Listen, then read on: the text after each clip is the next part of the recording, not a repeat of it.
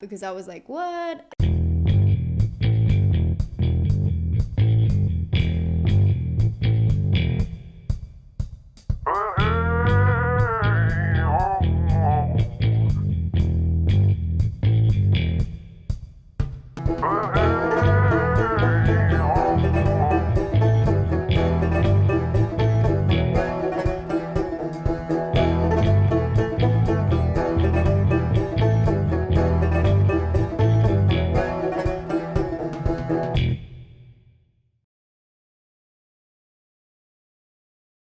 Hey guys, I just finished watching 1977 drama, mystery, horror, full circle / The Haunting of Julia. I might look a little bit different today. The camera is a little bit different. I had an accident, guys. I broke my vlog camera yesterday, so we're just doing our best. I hope that this is okay. This is my good camera, but that's why it looks a little bit different, in case you were wondering. I feel like ghosts don't want me to finish this 31 Days of Horror. I have had so many things go wrong, which is really interesting because this movie today is very much about that. This movie stars Mia Farrow, and it opens up to a really, really tragic moment in her life. I don't want to spoil that because I was like, what? It's not expected at all. She decides after this tragic event that she wants to change her life, and she moves out and separates from her husband and moves into this house in the middle of the city. But the house seems to be haunted, and full circle because it kind of goes around to the traumatic experience she had at the start. This is a full-on haunting ghost story. I haven't seen a ghost story.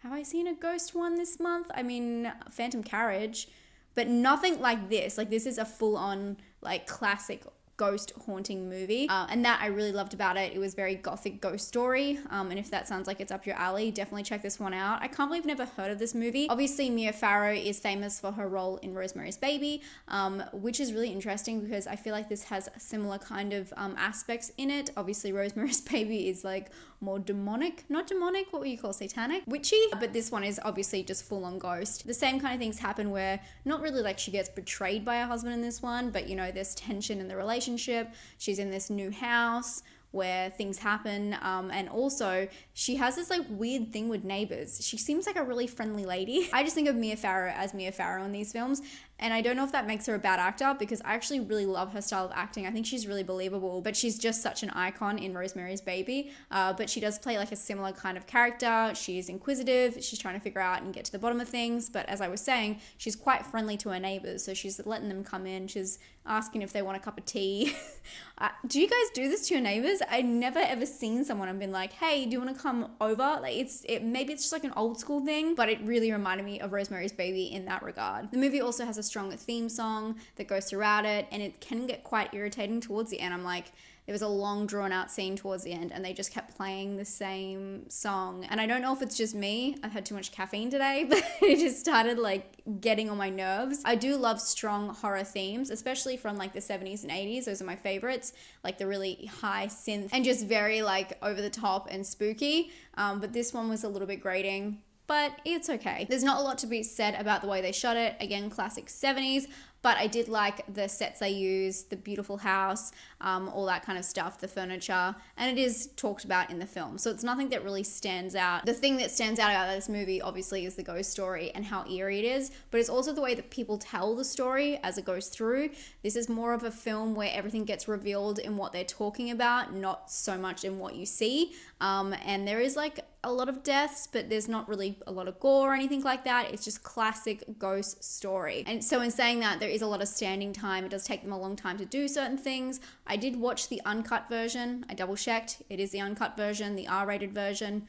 Didn't think it was that intense, but again, 70s R-rated probably means a completely different thing to now. So I don't think it's like a super scary movie, but I think it's very unsettling, and I think that they did the ghost aspect really right. And I think if a film is unsettling and it's about a haunting, I'm in for it. It does have an awesome seance scene, which I love seance scenes in movies. There's not enough seance scenes in horror movies. I don't know if you're with me on that, but I did really enjoy it. I love Mia Farrow in this role. I love Mia Farrow as Mia Farrow. So I would highly recommend this one to you guys, especially if you're into ghost stories. This is one that you don't want to pass by.